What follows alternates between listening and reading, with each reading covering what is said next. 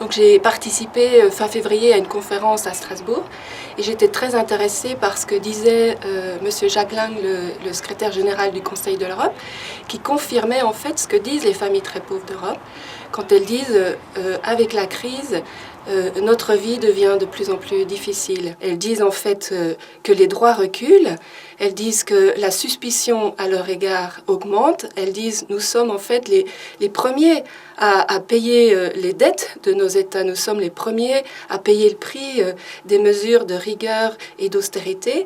Et M. Jacques Lang exprimait que les efforts des pauvres à eux seuls ne suffiront pas, c'est de la responsabilité des États de mettre en œuvre des politiques de lutte contre la pauvreté et de garantir que les droits soient vraiment garantis à tous les citoyens. On peut dire que ce partenariat entre des personnes parmi les plus défavorisées d'Europe.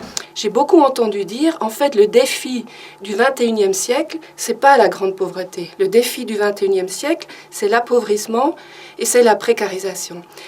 Et j'entendais dire qu'au fond, il existait un sentiment d'une précarité généralisée. C'est en fait passer sous silence la persistance de l'extrême pauvreté en Europe. Et donc ce discours n'est pas nouveau, mais il est dangereux, parce qu'il continue à propager dans nos sociétés un climat de crainte, d'inquiétude, de pessimisme. On va diminuer la pauvreté de 50%, c'est ce qu'on dit par exemple avec les objectifs du millénaire, où on dit on va sortir de la pauvreté 20 millions des Européens. Ça c'est dans la stratégie 2020 au niveau de l'Union européenne. Mais tant qu'on dit des choses comme ça, on laisse entendre à la fois aux familles très pauvres, mais aussi à l'ensemble de la population, que certains peuvent être abandonnés.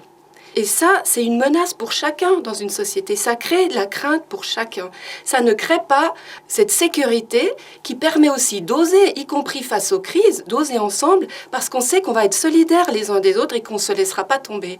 J'étais très intéressée par l'exemple amené par un représentant de l'Islande qui nous expliquait comment son pays, à un moment donné, ça on l'a beaucoup entendu, a refusé de payer pour les banques, mais surtout a refusé que les droits reculent, a choisi délibérément de respecter toutes ses obligations dans le domaine social, dans le domaine de la protection sociale, en augmentant même, alors qu'on dit c'est la crise partout, en augmentant même le revenu minimum, les prestations sociales, les soutiens aux personnes et aux familles, et disait notre pays est en voie de redressement.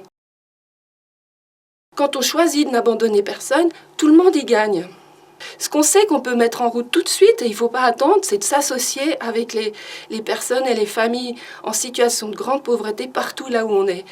Et je prendrai un exemple, c'est la façon dont en France, des acteurs clés de l'éducation ont travaillé pendant plusieurs années ensemble. Et dans ces acteurs clés, il y avait des parents, des familles, des jeunes confrontés à la grande pauvreté. Ils se sont rencontrés, découverts, ils ont travaillé ensemble et ils ont réussi à faire des propositions extrêmement intéressantes et qui font aujourd'hui leur chemin, aussi au niveau politique, des propositions pour une école de la coopération et pas de la compétition. Au fond, affirmer qu'on n'abandonnera personne, que c'est vraiment notre choix délibéré, c'est créer une confiance qu'on peut oser ensemble parce qu'on ne se laissera pas tomber.